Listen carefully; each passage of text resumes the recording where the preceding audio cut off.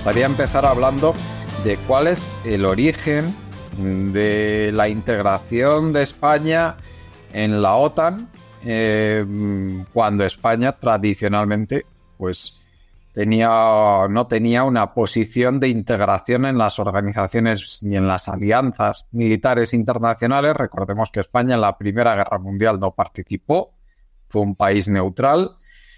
España en la Segunda Guerra Mundial tuvo una participación limitada de la mano del dictador, de Francisco Franco, y posteriormente, en el año 53, se firmó un tratado con los Estados Unidos por el cual se establecieron unas bases militares de los Estados Unidos en España y posteriormente, en el año 81, España se integró en la Organización del Tratado del Atlántico Norte, en la OTAN, y ha tenido pues toda una serie de participaciones en las guerras de la OTAN desde entonces.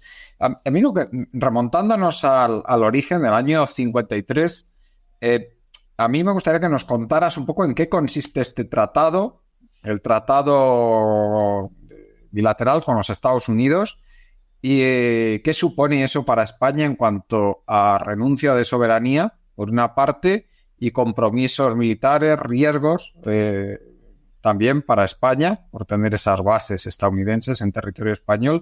Cuéntanos un poquito cuál es el origen de ese tratado.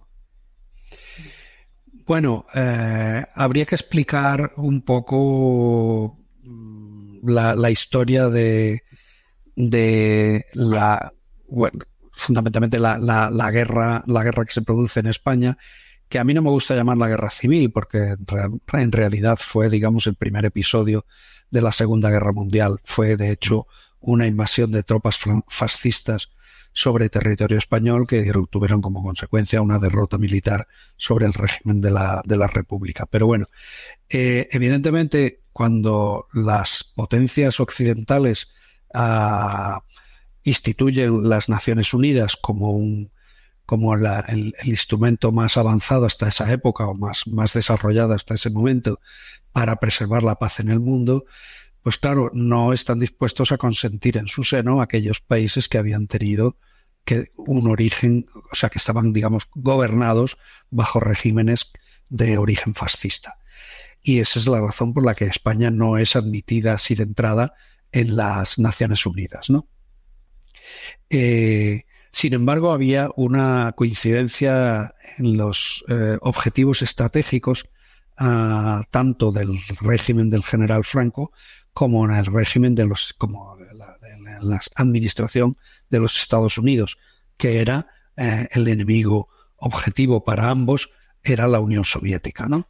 Uh-huh. De manera que había una afinidad obvia entre ambos ámbitos o ambos ecosistemas, digamos, ¿no? Entonces, pero claro, Franco se encontraba en un periodo de absoluta aislamiento internacional como consecuencia de esto que he explicado, ¿no? De la no integración en las Naciones Unidas, y además que hubo resoluciones de Naciones Unidas declarando al régimen español como un régimen fascista y recomendando que se mantuviera aislado al régimen para en fin, cortarle todo tipo de oxígeno al régimen fascista, ¿no? Sin embargo, la existencia de esas afinidades estratégicas entre la administración de Estados Unidos y el régimen de Franco, pues dio origen a que se establecieran unas conversaciones entre ambas administraciones para firmar unos acuerdos de Madrid por los que digamos, Franco cedía soberanía, es decir, se ponía a las órdenes o hacía disposición de su propio territorio para que Estados Unidos instalara unas bases en territorio español, a cambio de una apertura internacional que estaba necesitando Franco, puesto que todos los mayores de nuestro país saben lo que fue la época del hambre, cuando todo con un periodo de aislamiento muy duro y demás, ¿no? Entonces, todo esto dio origen a esos acuerdos y por los cuales se crearon 4 bases militares en Estados Unidos, que básicamente lo que eran apoyos. Perdón, 4 bases militares de Estados Unidos en territorio español, Rota, Torrejón, Morón y Zaragoza, además de algunas otras instalaciones. Hubo oleoducto de Rota a Zaragoza para llevar el combustible para las aeronaves y demás. Y desde ahí digamos, para Estados Unidos era una pieza fundamental como reserva estratégica en el caso hipotético de que la Unión Soviética hubiera decidido invadir la Europa, ¿no? Cosa que a cualquier observador mínimamente inteligente e interesado se da cuenta de que era pura propaganda occidental para justificar la existencia de una fuerza armada contra la Unión Soviética, ¿no? Bueno, este es el origen de los acuerdos de Madrid, que se llamaban así. No, perdón. Sí, acuerdos de Madrid, por los que España entrega 4 bases militares a cambio de una apertura al mundo. A partir de aquí, primero el Vaticano, después Estados Unidos y finalmente en las Naciones Unidas se va admitiendo la existencia, la presencia y la participación de España en el concierto de las naciones, digamos. La OTAN había sido fundada en el año 48, si no recuerdo mal, y obviamente a España no se la admitió por las mismas razones, por haber sido un régimen de origen fascista. Y entonces, y por otra parte, había también fuerzas al interior del régimen fascista, del régimen franquista, había fuerzas también que no eran muy partidarias de una integración en la OTAN, de manera que estaban, digamos que mantenían una subordinación de soberanía en cuanto al apoyo a Estados Unidos por su enfrentamiento con Rusia, pero tampoco querían integrarse en una organización multinacional como era la OTAN, una organización militar que, bueno, ellos pensaban que no era conveniente. De hecho, había posturas en el régimen, como era la de Carrero Blanco, pues que era un poco, digamos, a imagen de lo que había intentado el general de Gaulle en Francia, ¿no? Una cierta autonomía dentro de la OTAN, con sus propias armas nucleares. En España incluso hubo desarrollos militares para el diseño y la creación de armas nucleares que no llegaron a fructificar, pero los hubo, ¿no? En fin, y esto es un poco el panorama, digamos, el escenario en el que transcurre, digamos, los estertores después, a partir de ahí, los estertores del franquismo. Y hay un momento en que es crucial, pues cuando Franco muere, cuando Franco está en la agonía, que se producen varios fenómenos al mismo tiempo. Está el proceso de la transición incipiente, está la entrega del Sáhara español a Marruecos y Mauritania, una entrega que sienta muy mal en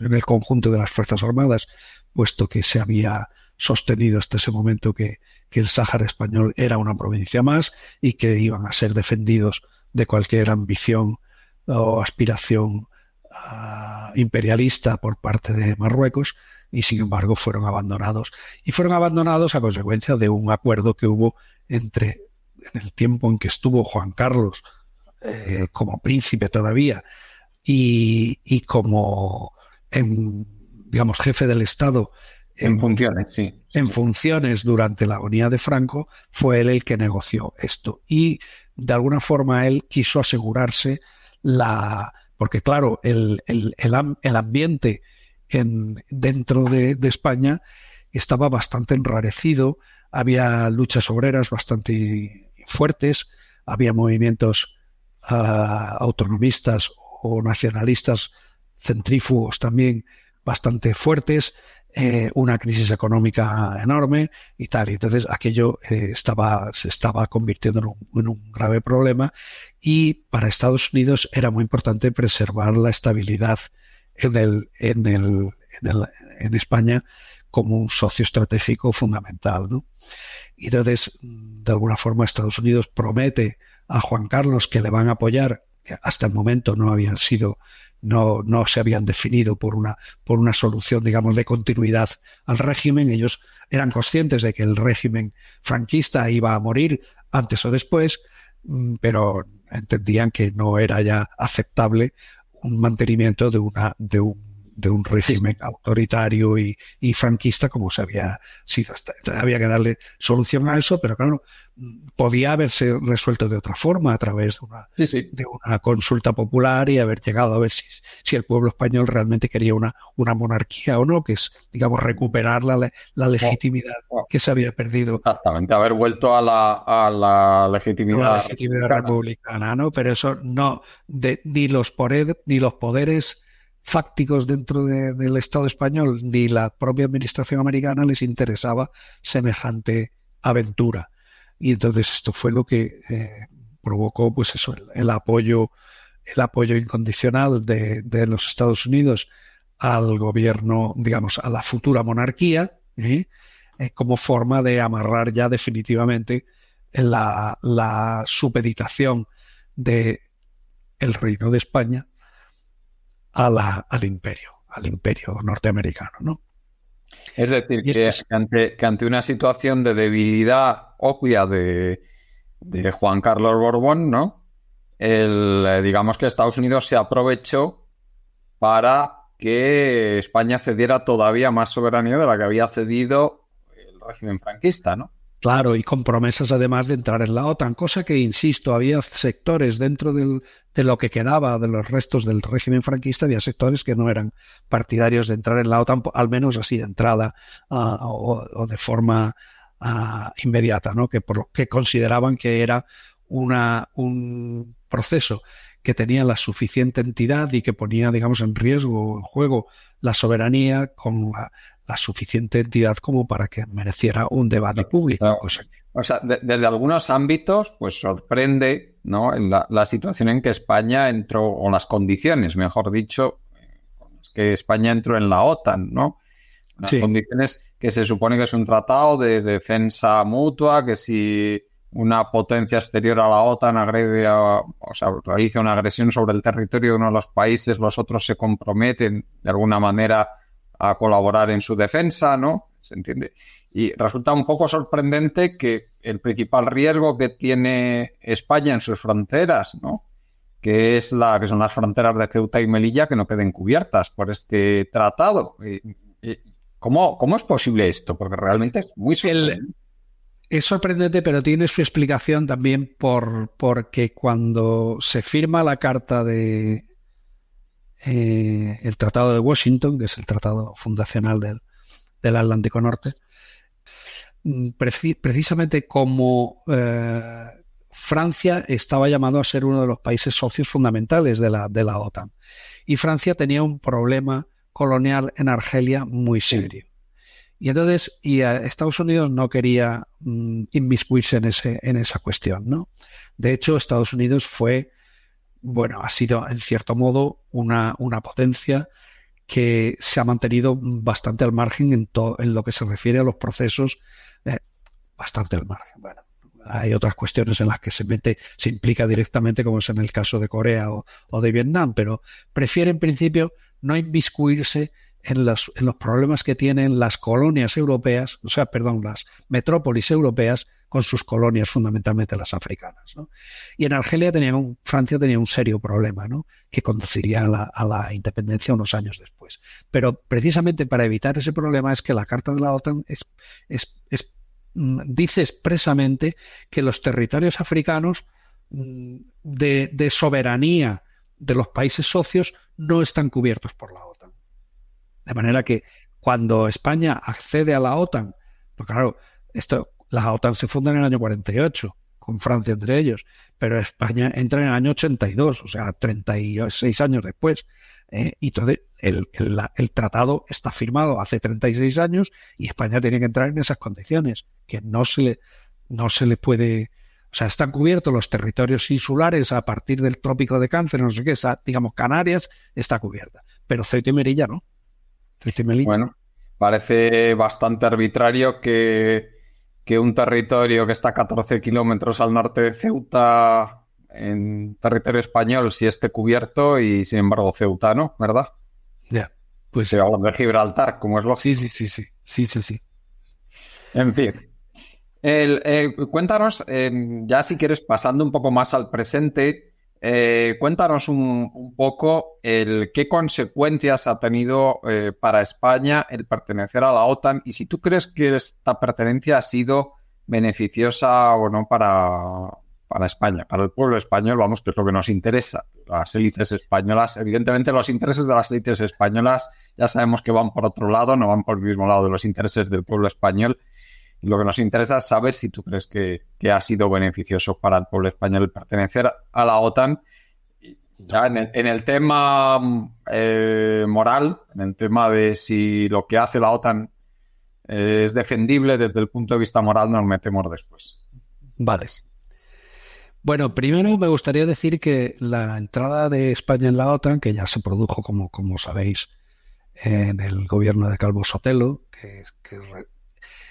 que surge además de un intento de golpe de Estado, claro, en el que tampoco quiero entrar mucho, pero viene precedido de movimientos y de actividad de inteligencia y diplomática y tal y cual que provocan la caída de Adolfo Suárez, y como un aviso de que España tenía que entrar en la OTAN, ¿no? Adolfo Suárez no era partidario tampoco de entrar. Adolfo Suárez dijo que el tema de la OTAN había que someterlo a consulta popular. Y entonces fue una de las razones por las que los analistas dicen que a Adolfo Suárez cayó, ¿no? Entre otras razones. Bien, entonces el tema de entrar en la OTAN se plantea como un doble juego, ¿no? Entramos en la OTAN como contrapartida porque entramos también en ¿cómo se llamaba? La Comunidad Europea. Comunidad Económica Europea. Económica Europea se llamaba entonces. La Comunidad Económica Europea. Entonces, después de ese golpe de Estado del 23 de febrero, el gobierno, en la primera sesión que hace Calvo Sotelo ante la sesión de investidura, ya declara que va a meter a España en la OTAN. Y efectivamente firma el proyecto de adhesión o la propuesta o sea, es un proceso, un protocolo diplomático por el que España pide la entrada efectiva en la OTAN, pues me parece que fue en mayo, esto fue en febrero, pues 3 meses después pide el ingreso. De manera que, y España es finalmente aceptada en la OTAN, al mismo tiempo que se produce el otro proceso de entrar en la Comunidad Económica Europea. Este proceso es muy puesto en cuestión por una enorme cantidad de población española, ¿no? Sí, había muchísima oposición, yo lo recuerdo, yo tenía 15 años cuando España entró en la OTAN y lo recuerdo perfectamente, la oposición masiva que había, sobre todo en los barrios populares. Fortísima oposición que fue además instrumentalizada por el Partido Socialista fundamentalmente como su base electoral para ganar las elecciones que se produjeron en el año 1982 con el famoso, que ganó por mayoría absoluta, con el famoso eslogan electoral diciendo de OTAN de entrada, ¿no? O sea, que no querían que el Partido Socialista y ya aprovechando cómo se pasó por parte del Partido Socialista de la OTAN de entrada, ¿no? A la OTAN, por supuesto que sí. Aquí viene la intrahistoria del Partido Socialista. El Partido Socialista sufrió un golpe de Estado interno para desbancar en el Congreso de Suresnes. Sí. Estamos hablando, el Congreso de Suresnes creo que se produjo en el año 72, 74, por esa época. Sí, por ahí. Todavía estaba, Carrero Blanco estaba de presidente del gobierno.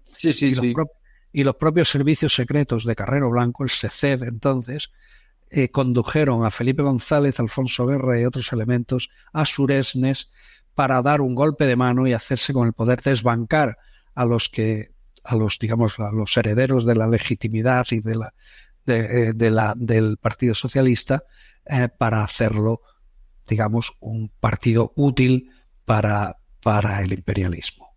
En esa maniobra participó también activamente la socialdemocracia alemana, Sí. incluso la democracia cristiana alemana también, con sus fundaciones, que no recuerdo ahora con sus nombres, pero que facilitaron grandes cantidades de dinero al Partido Socialista para, por una parte, hacer sombra o sea, realmente la oposición de izquierdas en España era el Partido Comunista.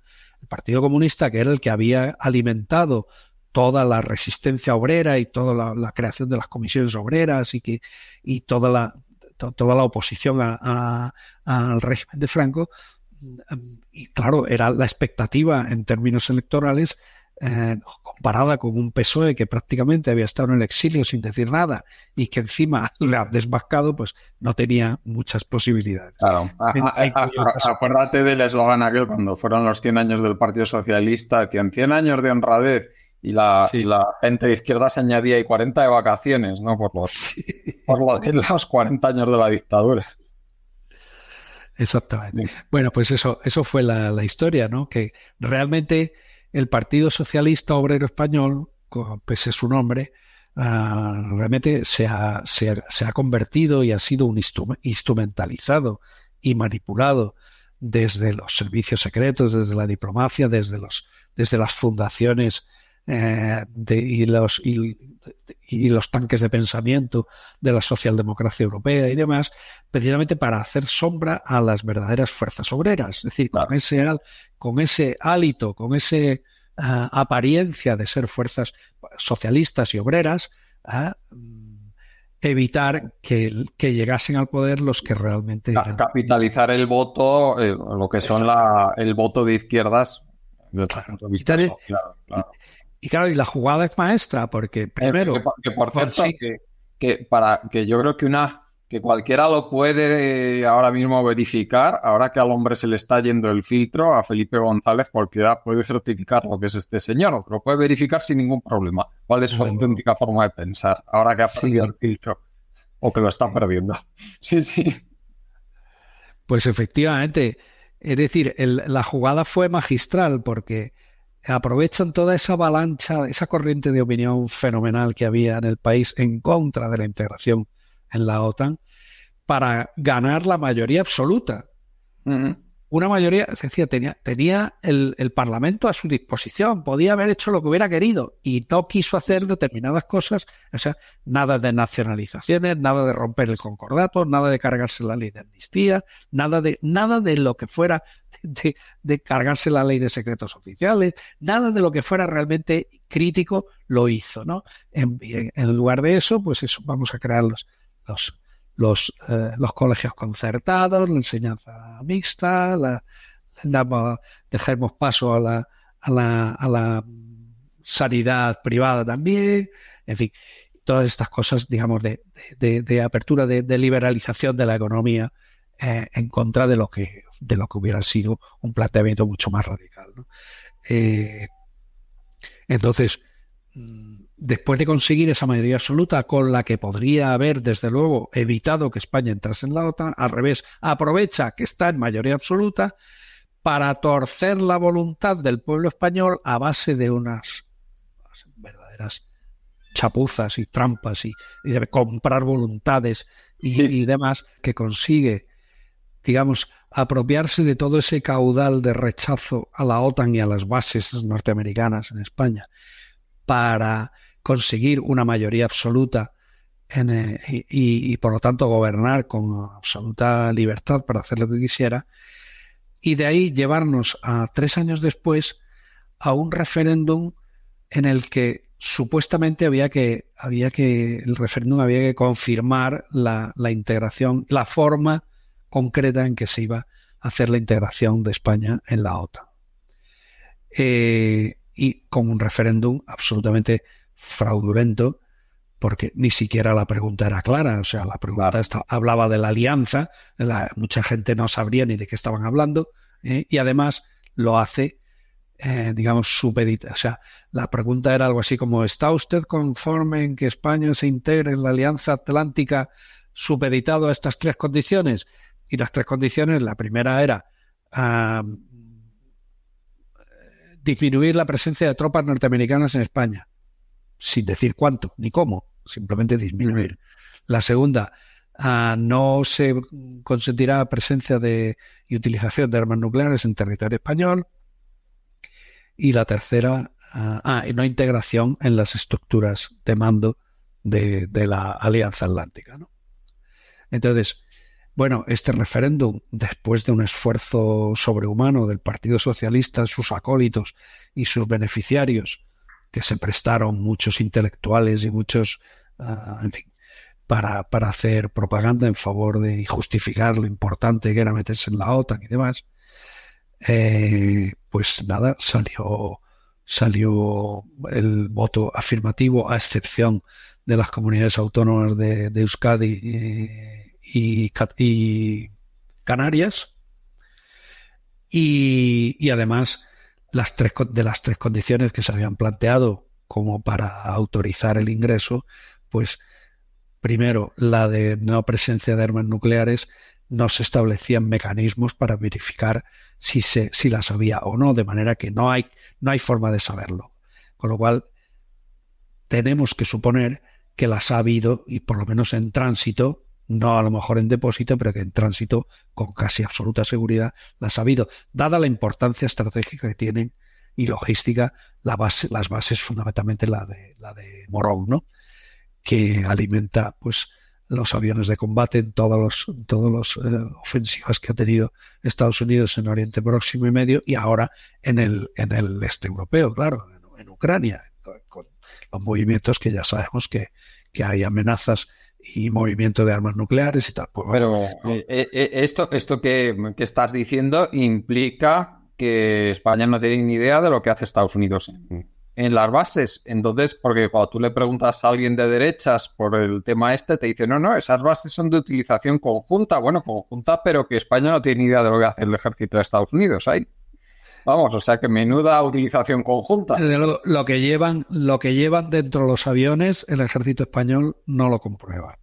Eso te lo puedo asegurar. Entonces, se actúa de buena fe. Estados Unidos dice que no lleva armas nucleares, si es que se lo preguntan. Pues ya lo dudamos. Si es que se lo preguntan.